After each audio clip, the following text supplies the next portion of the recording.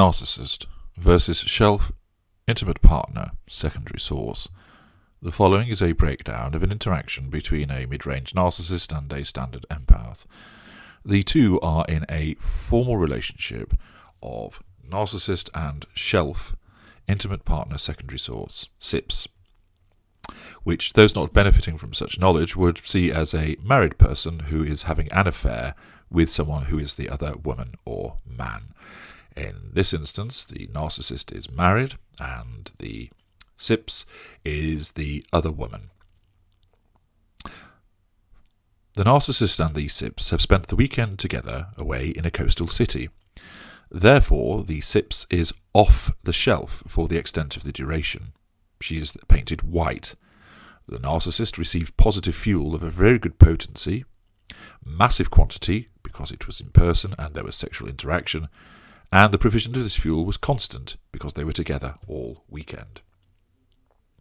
The weekend ends and they leave the coastal city together. The SIPS remains off the shelf. She remains painted white. The two then part company and return to their respective homes. The SIPS is now placed on the shelf. This is not devaluation. The SIPS remains painted white. The following day, the SIPS sends a text to the narcissist which reads, "It was great spending the weekend with you. I can't wait until we do it again." This is pure positive fuel. It is of a very good potency, a one-off frequency, very low quantity because it is short and it is in writing. There is no response for an hour. The narcissist then responds by text with, "It was great. Yes, we will do it again soon. I have a busy week ahead, so I will text you later on. Missing you." The SIPS still remains on the shelf. She still remains painted white. The message from the narcissist was a comfort crumb. It was pleasant, it maintains the engagement, but signals to the SIPS that she should not expect to hear from the narcissist often. This is done to maintain the interest of the SIPS and ensure that they remain on side. The following day there is no contact between the two. This is not a silent treatment. It is purely the case that the SIPS remains on the shelf and is painted white. The day after, the narcissist is reminded of the weekend for some reason. The SIPS has therefore entered his sixth sphere of influence. This is a Hoover trigger. The narcissist's intimate partner, primary source, his wife, has gone out for the evening unexpectedly. She is currently in devaluation. Her departure of going out has wounded the narcissist, so he sends her an unpleasant text to provoke her in order to gain some negative fuel should she respond. He requires fuel to address the wound caused by her departure. The narcissist can easily contact the SIPS by text, social media, or telephone. She has no partner, she has not wounded him, she provides him with excellent fuel, and therefore the Hoover bar is very low in respect of her, and as a consequence, the Hoover execution criteria are met. This means that a Hoover will take place. Accordingly, the narcissist telephones the SIPS. By doing this, she has now been taken off the shelf. They speak. Fuel is provided to the narcissist. He berates his wife to the SIPS, triangulation, and they speak for about an hour. The call then ends. The SIPS is placed back on the shelf, but she remains painted white. There is no contact between the narcissist and the SIPS for 3 days. This is not a silent treatment. The SIPS remains on the shelf. She remains painted white. The SIPS then sends a text message early in the morning to the narcissist. "How are you? Just wanted to let you know I am missing you." This is positive fuel. It is of a very good potency because it comes from a SIPS. It is of a one-off frequency. It's a very low quantity of fuel.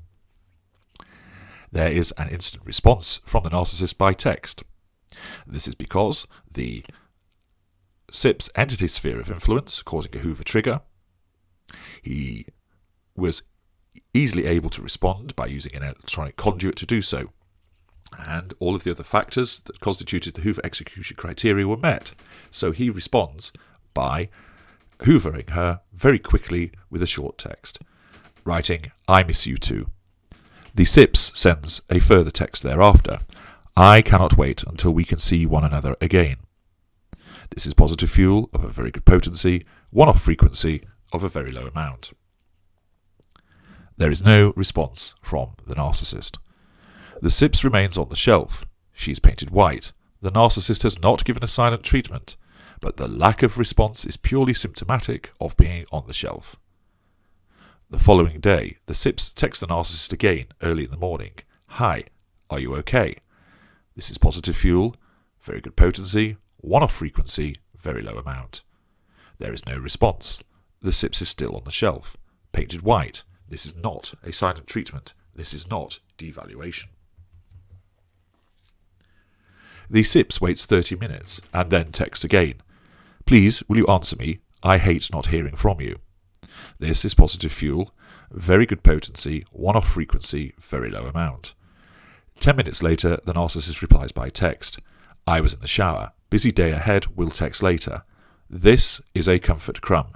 The SIPS is on the shelf and painted white. There has now been no contact between the two, and it is now 5 p.m. The SIPS texts again. I really find it hard not hearing from you. This is positive fuel, very good potency, one-off frequency, very low amount. There is no response from the narcissist. The SIPS is on the shelf and painted white. The SIPS waits 10 minutes and texts again. I thought you said you were going to text me later. This hurts. This is now challenge fuel. Her admission of hurt is negative fuel, albeit a very small amount as it is contained in a text. However, she is seeking to hold the narcissist to something he stated. The narcissist is not wounded by this, but regards this as a challenge to his superiority because the SIPS is trying to make him feel accountable, and this feels like his control is being eroded. The narcissist replies with a text 2 minutes later.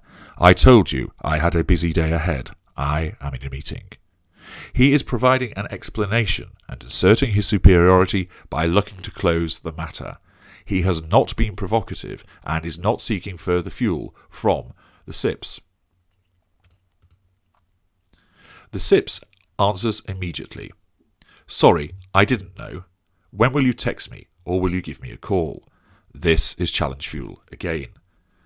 The apology is a very small amount of positive fuel. The request for a call is mildly challenging, but aggregates with her earlier text message. The narcissist has not been able to assert the superiority to the extent he requires. He texts back immediately. No idea, V busy, cannot talk now. He is not seeking fuel. He is clearly being well fueled by whatever else he is doing, perhaps in the meeting, or, if he's not actually in a meeting, in some other interaction with an appliance. But he has to assert superiority, and is seeking to close the challenge down. The SIPS remains on the shelf and remains painted white. The SIPS does not relent. She texts back straight away. Will it be tonight? I want to talk to you. I always enjoy our chats. I hate not hearing from you. Again, positive challenge fuel. There is no response from the narcissist. His lack of response is designed to assert superiority by halting the conversation, and thus the challenge from the SIPS. The SIPS still remains on the shelf and is still painted white. The SIPS texts again. Will it be tonight? I want us to talk, please. No response from the narcissist. The SIPS remains on the shelf and painted white. The SIPS texts again. Just yes or no. That's all. I miss you. Positive challenge fuel. No response from the narcissist. The SIPS remains on the shelf and remains painted white. The SIPS texts again. Will you answer me? It will only take you a second. Don't ignore me. This is negative challenge fuel. The irritation she expresses is fuel, and the request to answer, the prescriptive statement on the time taken, and command not to ignore are the challenges. There is no response from the narcissist. The SIPS remains on the shelf. She remains painted white. The SIPS text once more. Answer me. This is not fair. Stop ignoring me. You had better answer me, or I will call you at home on the landline. This is negative challenge fuel. There is annoyance plus criticism and threat. The narcissist then responds, I said I am busy, written in capitals. Stop texting me. I said I would text you later, but you cannot leave it, can you? You dare ring my house. If you do, that's it. It's over. You've pissed me off. The narcissist is irritated by the SIP's failure to accede to his need for superiority. She, however, has not wounded him because fuel is still being provided. The SIP's repeated failure to stop texting and be patient now means that she is painted black. She has failed to accept the narcissist's superiority. She has not been compliant. The narcissist will now ignore her text completely. She is being given a corrective devaluation, which is an absent silent treatment. She remains on the shelf, but is now in devaluation on that shelf. The upset SIPS fires off 20 more texts. She makes no threats, but insults the narcissist and complains about him being unfair and uncaring. These are either pure fuel or challenge fuel. The narcissist does not respond. This is the continuation of the corrective devaluation, which is an absent silent treatment. The SIPS realises that there will be no response, so she stops texting. She does not call the home landline. The narcissist, in accordance with the corrective devaluation, does not contact the SIPS at all that night. The SIPS is on the shelf, painted black and subject to a corrective devaluation. The next day, the SIPS sends a text at midday. I am really sorry I pestered you yesterday. I know you work hard. It is only because I wanted to hear from you. I won't do it again. I adore you, and I will just wait to hear from you. This is pure positive fuel. The narcissist, on reading this, instinctively recognises that his superiority has been accepted again by the climb down. The text is a Hoover trigger. The narcissist sees this climb down and views the SIPS as white again. The Hoover execution criteria are met, and therefore the narcissist telephones the SIPS. The conversation, however, only lasts 5 minutes, but he assures her that they will speak tonight. The SIPS therefore remains on the shelf, but now she is painted white, and the corrective devaluation has ended. Later, the narcissist recalls his promise to call. This is a Hoover trigger. The Hoover execution criteria are met. He recalls that she provides excellent fuel and she's easy to contact, she's not wounded him, and there are no obstacles. And thus he does indeed telephone her, and they speak for 2 hours that evening, whilst the intimate partner primary source is out at the rifle range. For this telephone call, the SIPS is off the shelf, painted white. Positive fuel is provided during the conversation. It is of very good quality as coming from a SIPS. The frequency is constant for the duration of the call, and it is of moderate quantity since it is a telephone call. Once the call ends, the SIPS is back on the shelf and painted white. Around midnight, with the intimate partner primary source sound asleep and the narcissist tucked away in his bolt hole, he recalls the telephone call from before, which is a Hoover trigger. And again, the Hoover execution criteria are met, similar to the points mentioned above. Accordingly, he sends a text to the SIPS. She replies immediately. They text back and forth for an hour. During this exchange, the SIPS is off the shelf and painted white. Positive fuel is provided. It is of very good quality, very frequent, and low quantity because it is in writing. The narcissist is in between engaging with another SIPS online through social media, and thus has 2 fuel lines open at this point. When the texting ends, the first SIPS is placed back on the shelf and is painted white. The narcissist engages still with the other SIPS and does so through Skype, engaging in some mutual masturbation. Once that is concluded, the call ends, and that SIPS goes on the shelf also.